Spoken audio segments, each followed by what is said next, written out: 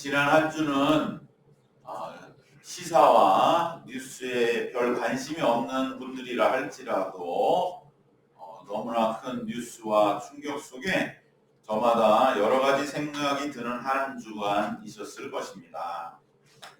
소위 이 사회에서 출세했다고 하는 사람들, 어떠한 성공이라고 하는 목적을 향해 줄기차게 달려왔던 이들의 그러한 결말이, 또 그들의 판단이 뭔가 많은 사람들의 어려움과 힘겨움을 주고, 그리하여 어긋나고 뭔가 잘못되었음을 보면서 정말 우리가 살아가는 이 삶에서의 목적이라고 하는 것이 얼마나 중요한가. 우리의 삶의 목적, 우리가 성공을 향해 달려갈 때에 그 과연 성공이 뭐냐, 그것에 대한 개념과 이해가 잘못되었을 때, 그저 내가 많은 것을 차지하고 큰 권력을 한번 휘두르는 그러한 목적을 가지고 내가 성공해야 되겠다, 그러한 마음들이 잘못된 목적, 잘못 생각하고 있는 그 목적들이 우리의 마지막에 인생의 결말을 얼마나 불행하게 하는가 하는 것을 보면서 우리의 믿음 생활도 정말 우리가 잘못된 목적을 가지고 그 믿음 생활의 결말에 이르러서는 안 되겠다. 특별히 이제 올 한 해에 어떻게 보면 결말에 다가가는 이때에 우리는 과연 진정 내가 바르고 참된 목적을 향해 올 한 해 믿음의 길을 걸어왔는가? 그리고 내 믿음을 다시 새롭게 그 믿음의 목적을 교정하지 않으면 우리는 마지막에 믿음 생활을 다 했어도, 평생 믿음의 길을 걸어왔어도 낭패스러운 마음을 갖지 않을 수 있겠는가? 그럴 때에 오늘 우리는 과연 내 믿음 생활의 목적은 무엇인가? 바른가? 하는 것을 함께 나누기를 원합니다. 한 해 동안 달려온 믿음의 길을 돌아보며 정리하고 점검하고, 내가 무엇을 위한 믿음 생활을 하고 있는가가 내가 마지막에 과연 그 목적에 도달했는가를 생각할 때에 엉뚱한 그러한 일들을 행하는 거나 내가 결국 마음에 깊은 절망감을 갖는다면 그것은 우리 인생 전체를 정말로 되돌이킬 수 없는 그러한 어려움으로 빠지게 할 것이기 때문입니다. 여러분, 우리가 구별해야 할 것이 있습니다. 믿음의 길에 목적지와 목적은 다르다고 하는 것입니다. 여러분, 이것을 구별하고 계십니까? 출애굽한 이스라엘 백성들의 목적지와 목적은 다른 것입니다. 출애굽한 이스라엘 백성들, 오늘 이 신명기 8장의 말씀에 나오는 것처럼 출애굽의 목적지는 가나안 땅이었지만 출애굽의 목적은 가나안이 아닙니다. 만약에 출애굽의 목적이 가나안 땅이라고 하면 출애굽의 1세대, 즉 가나안에 한 명도 도달하지 못했던 1세대 인생은 전부 실패한 것이죠. 그들의 믿음 생활은 전부 다 실패한 그러한 기록이 되고 말 것입니다. 그러나 출애굽의 목적지는 가나안이지만 목적은 가나안이 아닙니다. 하나님이 진정으로 출애굽을 통하여 이루고자 하셨던 목적은 보이지 않는 것입니다. 그 출애굽의 목적을 하나님은 오늘 본문 신명기 8장에 와서야, 즉 가나안을 눈앞에 두었을 때에야 비로소 그 목적을 알게 하십니다. 이스라엘을 위한 하나님의 출애굽의 진정한 목적이 무엇인지가 오늘 본문 속에 담겨있는 아주 귀중한 하나님의 말씀이 되는 것입니다. 첫 번째, 이 출애굽의 참된 목적, 그것은 무엇이냐? 바로 2절 말씀에 나와 있습니다. 우리 한번 2절 말씀 다시 한번 봉독하겠습니다. 내 하나님 여호와께서 이 40년 동안에 내게 광야 길을 걷게 하신 것을 기억하라. 이는 너를 낮추시며 너를 시험하사 내 마음이 어떠한지 그 명령을 지키는지 지키지 않는지 알려 하심이라. 명확하게 하나님은 비로소 왜 출애굽 1세대 애굽의 노예 생활을 하던 그들을 가나안으로 인도한 그 40년의 광야를 기억하라 하시면서 내가 너희들 출애굽하여 여기까지 오게 한 목적은 바로 너희들의 마음을 어떠한지 그 마음을 얻기 위함이었다고 분명하게 말씀하시는 것입니다. 바로 출애굽의 참된 목적은 마음을 드리는 것이었습니다. 하나님이 이스라엘을 출애굽하게 하신 진정한 목적은 마음을 드리는 것. 그것은 우선적으로 마음이 있어야 되고 마음을 자발적으로 드릴 줄 알아야 됩니다. 고로 노예는 일단 아니어야 하는 것입니다. 노예는 마음이 없습니다. 마음 있어봤자 뭐합니까? 늘 끌려다니는데 마음에 상처만 입으니까 아예 마음을 포기하는 것이죠. 그러기 위해서 하나님은 마음을 회복시키시는 것입니다. 이스라엘 백성들에게 마음을 회복시키시기 위해 노예 상태에서 풀어주셨는데 여전히 그 마음은 노예의 마음이어서 늘 끌리고 늘 무언가에 지시받기만을 바라는 매어있는 그 마음에서 40년 동안 너희들의 마음을 진정으로 자립적으로 세우는 일을 하나님은 하셨고 그 마음을 이제 세웠다면 그 마음을 누구에게 주어야 되느냐? 세상에게 주기가 너무나 쉽지만 그것을 하나님께 드리는 것, 그것을 훈련하는 시간이 40년이 필요했다는 것입니다. 즉 하나님은 노예로 살았던 이스라엘 백성에게 진정으로 참된 자유를 주시는 것이 목적이었습니다. 그리고 이스라엘이 받은 그 자유를 지켜나가게 하는 것. 자유를 얻었는데 그 자유를 다시금 팔아버리는 거죠. 왜? 사람은 늘 그것을 늘 뭔가에게 종속받기를 원한다는 이 죄악된 생각들이 늘 인간을 위협하기 때문입니다. 그래서 힘 있는 사람들이 자신의 힘을 정당할 때 잘 쓰는 말이 뭡니까? 인간은 누구나에게 종속되기를 원해. 하나님에게 종속되는 거죠. 자기가 하나님도 아니면서. 그건 마귀의 생각인 것입니다. 오직 하나님께 마음을 드리는 자만이 자유하고 그것이야말로 진정 우리 마음을 드릴 곳입니다. 그런데 인간의 죄의 본성은 항상 권력이라는 것을 위하여 자기가 마음을 빼앗으려 하고 그게 인간이야라고 하는 그러한 잘못된 생각들을 심어 놓는 것이죠. 네 마음이 어떠한지 내 명령을 지키는지 지키지 않는지 알게 하기 위함이다. 정말 귀한 하나님의 말씀입니다. 우리는 자유를 지키기 위하여 하나님의 뜻을 자발적으로 행해야 됩니다. 그것이 곧 하나님께 마음을 드리는 것입니다. 마음을 드리느냐의 징표는 내가 마음을 드립니다. 그건 소용없다는 거예요. 내가 스스로 하는 말은 그건 의미가 없고 하나님의 명령을 지키는지 지키지 않는지에 달려있다는 거예요. 내가 하나님께 마음을 드립니다. 백날 해보고 해봤자 하나님의 명령을 안 지키면 그건 하나님께 마음 드린 게 아니다. 그런데 하나님의 명령을 지킬 때 강압적으로 지키는 것은 아닌 것이죠.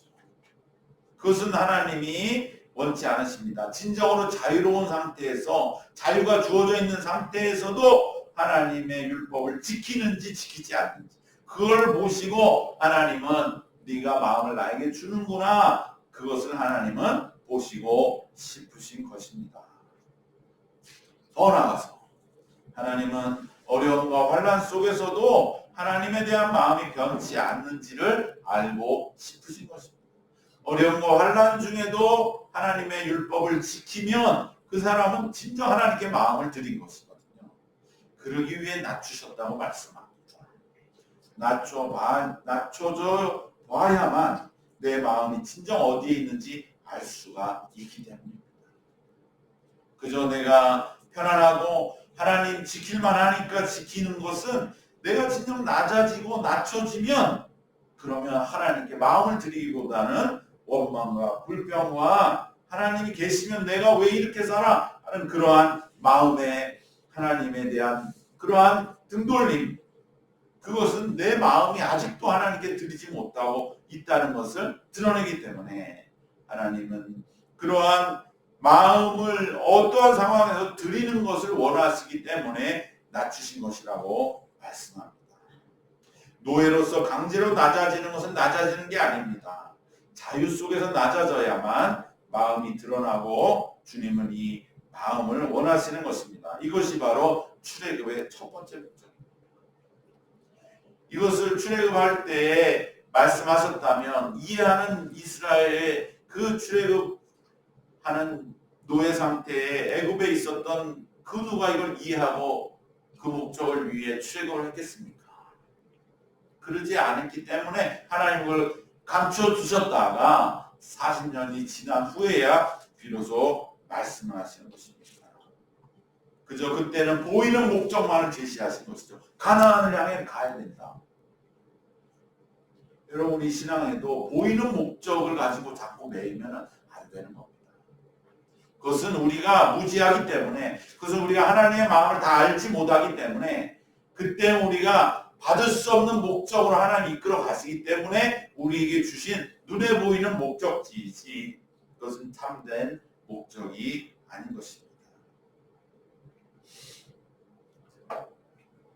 믿음 생활의 목적, 우리도 마찬가지로 믿음 생활의 목적은 마음을 드리는 것입니다. 자유로울 때에, 그리고 심지어 주님 우리를 낮추셨을 때, 그때도 우리가 주님의 율법을 지킴으로, 주님의 말씀과 명령을 지킴으로 마음을 드리는 그러한 믿음의 사람이 되어야 우리는 믿음 생활의 첫 번째 목적을 향해 나가게 되는 줄로 믿습니다. 두 번째 하나님의 목적은 무엇이냐? 그것은 바로 3절 말씀에 나와 있습니다. 우리 3절 말씀 같이 한번 봉독하겠습니다. 너를 낮추시며 너를 줄이게 하시며 또 너도 알지 못하며 내 조상들도 알지 못하던 만나를 내게 먹이신 것은 사람이 떡으로만 사는 것이 아니요 여호와 입에서 나오는 모든 말씀으로 사는 줄을 내가 알게 하려 하심이니라. 바로 하나님의 두 번째 목적은 하나님의 입에서 나오는 말씀으로 인생은 사는 것임을 알게 하시는 것이 목적이셨습니다. 말씀으로 살게 하는 것, 그것이 하나님의 목적이셨던 것입니다. 오늘 특별히 12월 둘째 주일을 성서주일로 지키면서 하나님의 말씀, 특히 기록된 말씀, 우리가 이 말씀의 의미를 너무 마음 깊이 새기는 그러한 주일이 됩니다. 만나, 사람이 떡으로만 사는 것이 아니라 이 떡과 양식과 즉 물질과 말씀은 늘 충돌을 일으키고 갈등을 일으킵니다. 삶의 육신적이고 물질적인 면은 자꾸만 우리를 시험합니다. 그리고 영적인 삶, 말씀의 삶으로부터 우리를 자꾸 끌어내려서 결국은 죽음에까지 우리를 끌어내리고 있는 것입니다. 물질에 매이고 물질에 시험 당하는 이 우리의 이 약한 면을 주님은 너무나 잘 아시기 때문에 광야라고 하는 그러한 척박한 삶을 통과하면서도 하나님은 만나를 주셨지 않느냐 하는 것을 기억하라고 우리에게 말씀하십니다. 즉 하나님의 말씀이 목적이고 물질은 수단입니다. 우리는 그러나 우리의 믿음 생활이 세상과 자꾸 접하게 되면서 또 우리가 믿음 생활에 타성해졌게 될 때에 그리고 거기에서 우리의 믿음이 왜곡되면 자꾸만 목적과 수단이 뒤바뀌게 되는 시험에 들게 되는 것입니다. 그 대표적인 건 뭡니까? 바로 우리가 가지는 그러한 기복적인 마음들. 그것이 하나님이 수단이 되어서 어떠한 내 삶의 그러한 일들을 이루기를 바라는 그러한 모습. 그것은 물론 너무나 간절하기 때문에 주님께 기도하는 것은 그 심정은 이해하고 그것을 또 믿음이 더 자라기를 하나님 바라시지만 거기에 매이게 되면 그러면 우리의 신앙은 점점 힘이 빠지고 연약해지고 나중에는 정말 하나님이 목적이 되지 않고 하나님이 수단이 되어서 하나님 내가 이렇게 신앙생활 했지만 뭐 이루어주셨어요. 이게 뭐 잘 됐어요. 이게 뭐 축복을 주셨어요. 이러한 믿음에 결국 빠지게 되고 그것을 더 받기 위해서 그것만 바라보고 신앙생활을 할 때 내 신앙이 초라한 것 같이 여겨지고 하나님은 정말 나에게 복 주시기보다는 나를 힘들게 하고 여전히 내 어려운 상황을 돌보지 않으시는 분으로만 그러한 믿음의 모습이 알게 모르게 우리 속에 튀어나오게 될 때에 그것은 스스로를 연약하게 하고 주변에 많은 사람들을 또한 연약하고 시험에 들게 만드는 것입니다. 우리 이것을 늘 조심해야 됩니다. 그렇기 때문에 우리가 진정 어떠한 물질적이고 육신적인 것에 좌우되지 않는 내 믿음의 굳건한 자리가 평안과 감사와 기쁨으로 늘 충만해야 되는 거예요. 그것을 잃어버리면 안 됩니다. 늘 압도되기 때문인 것입니다.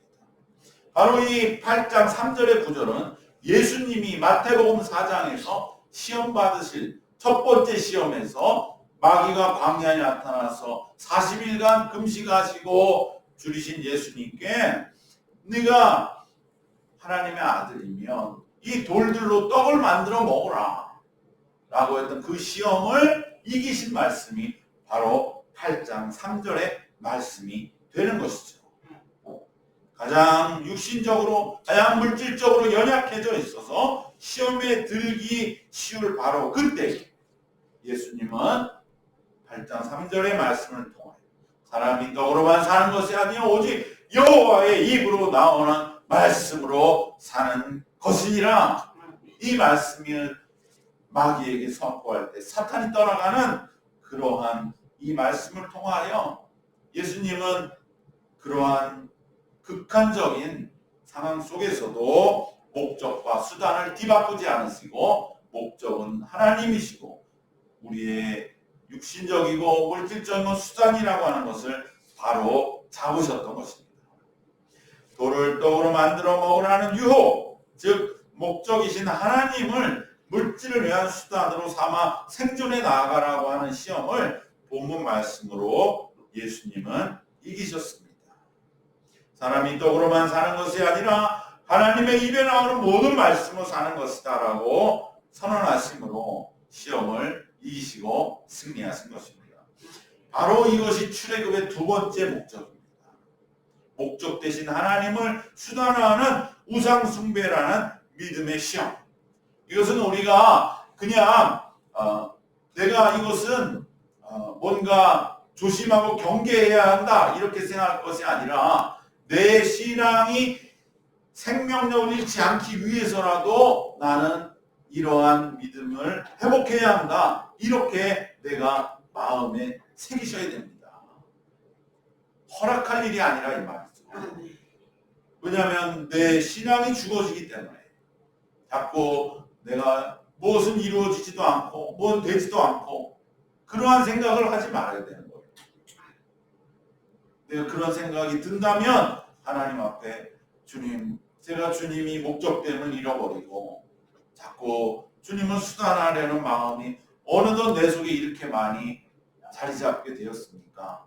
라고 주님 앞에 정말 내 신앙이 그만큼 뭔가 지금 점점 어려워지고 있음을 놀랄 정도로 깨닫고 다시 한번 하나님, 주님 내게 무엇을 허락하시는지 정말 내가 주님과 함께 이렇게 믿음의 길을 걸어가는 진정한 목적이 무엇인지를 회복할 때 우리의 마음과 심령도 우리의 믿음도 다시 회복되게 될 줄로 믿습니다.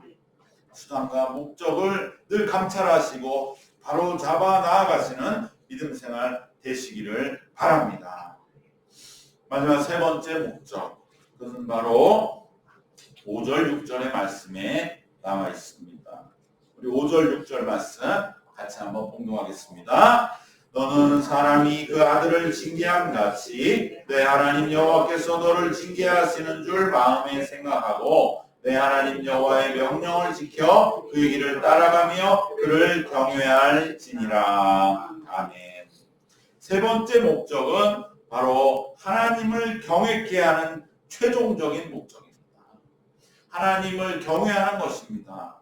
그것은 바로 이 두 가지의 목적, 앞에 나온 두 가지 자유함과 자유를 주시는, 우리의 마음을 하나님께 드리는 그 자유를 주시는 목적과 말씀으로 사는 이 두 가지 삶을 향해 나가는 그 길에서 하나님은 우리에게 이 두 가지를 훈련시키시기 위해서 많은 훈련을 주실 때 우리의 마음은 하나님 경외하는 걸 잃어버리기가 쉽다는 것이죠.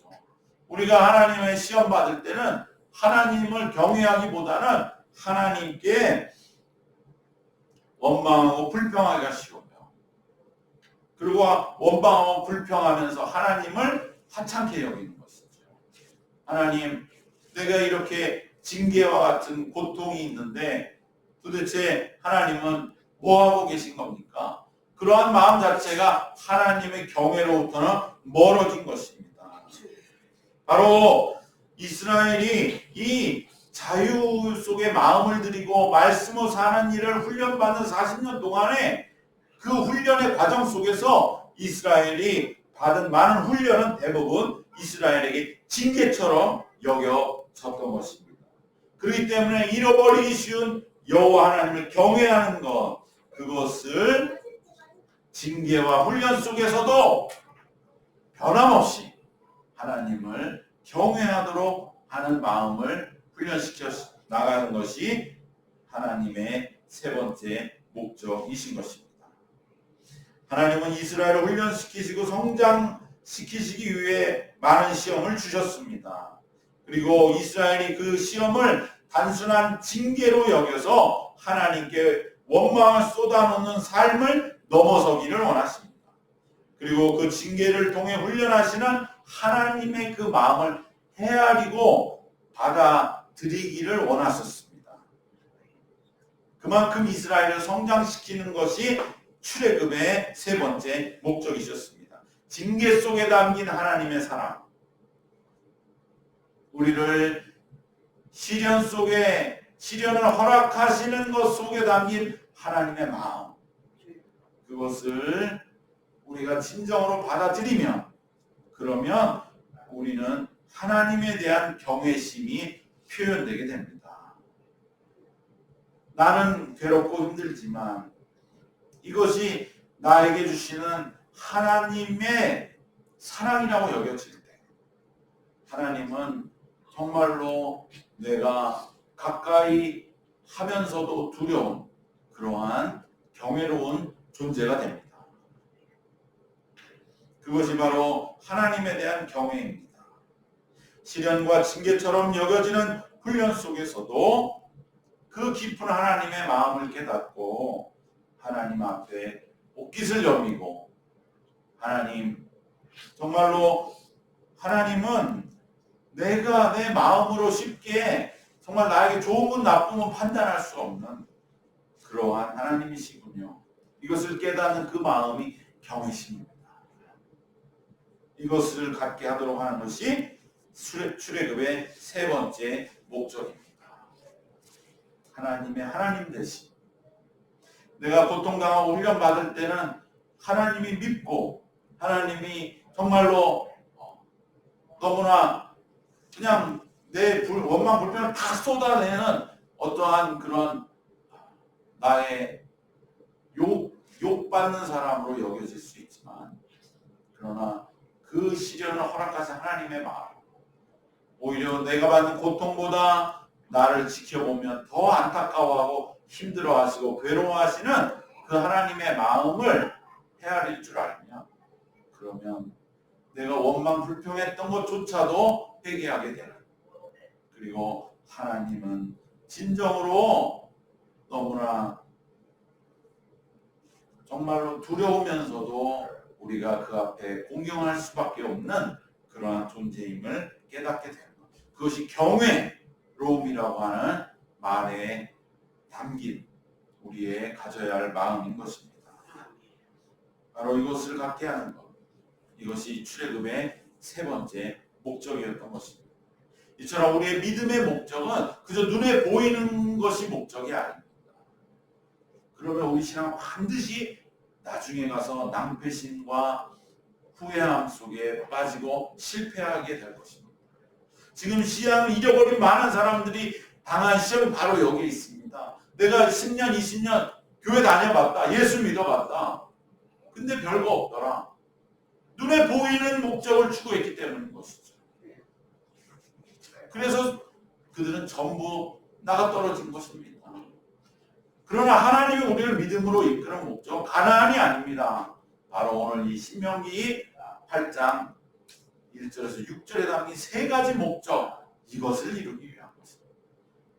그럴 때에 출애굽 1세대의 가나안 입성 실패는 실패가 아닌 것이죠. 그것을 깨달을 줄 알아야 우리는 바로 하나님의 마음을 헤아리고 신앙생활에 결코 우리가 이제 모든 것을 정리해야 할 그 자리에 가서도 정말 내가 믿음의 길을 따라 살아온 것이 진정으로 너무나 감사하고 감격스럽고 그 은혜를 기뻐하고 찬양하는 그러한 우리의 믿음의 마감이 될 줄로 믿습니다. 출애굽한 1세대 중에 그런 마음 가진 사람이 있을지도 몰라요. 여전히 보이는 목적에 매여서 우리가 이거 출애굽 괜히 한 거 아니야? 가나안에 가지도 못하고 광야에 40년만 헤매다가 여기에 광야에 그냥 매장지에 묻혀버리고 우리 애굽에서 괜히 나왔다 이렇게 생각하는 사람이 있을지 몰라요. 그러나 바로 그들에게 모세는 이 말씀을 신명기에서 주면서 그들에게 아니야. 우리가 광야 40년의 방황은 결코 헛된 것이 아니야. 우리가 가나안에 못 들어간 건 실패가 아니야. 그것은 뭐냐? 하나님이 진정한 목적은 이 세 가지이시기 때문에 이것을 출애굽 1세대에게 전했을 때 그들의 마음 얼마나 큰 위로를 받았겠습니까? 그래 우리의 신앙이 40년은 헛된 게 아니었구나. 오늘 우리가 올 한해 신앙생활을 하면서 우리도 하나님 앞에 정말 올 한해 여기까지 왔습니다. 하나님 내 신앙이 뭘 향해 올 한해 달려왔습니까? 마음에 뭐 된 것도 없는 것 같고 바뀐 것도 없고 달라진 것도 없고 가나안 땅 아직 도달도 못한 것 같고 그래서 마음속에 올 한해 신앙의 여정을 정리하면서도 감사가 없고 그저 똑같이 마음속에 하나님 올 한해 왔지만 힘만 들고 그냥 별거 없네요. 그러한 마음이 우리 속에 있다면 출애굽 1세대의 마음은 똑같은 것이죠. 그 마음을 회개하고 정말 하나님 올 한해 내가 마음을 드리는 일에 여기까지 왔습니다. 내가 말씀으로 사는 일에 믿음의 많은 시험이 있었지만 여기까지 나를 성장시켜 주셨습니다. 그래서 하나님은 진정 우리가 경외하는 그 하나님이 나에게 되어 주셨습니다. 그 고백 속에서 진정 하나님 올 한해 신앙의 길, 믿음의 길도 감사합니다. 진정 마음으로부터 고백하고 올 한해 인도하신 하나님의 위로를 받고 그리고 다시 한번 주님과 힘있게 새로운 우리의 주신 또 다른 삶의 앞날의 과제를 향하여 걸어가는 그러한 우리 모두가 되시기를 그리고 말씀으로 그 은혜를 다시 한번 성서주일에 새롭게 하시는 우리 모두 되시기를 주님의 이름으로 축원합니다. 기도하겠습니다. 하나님 감사합니다.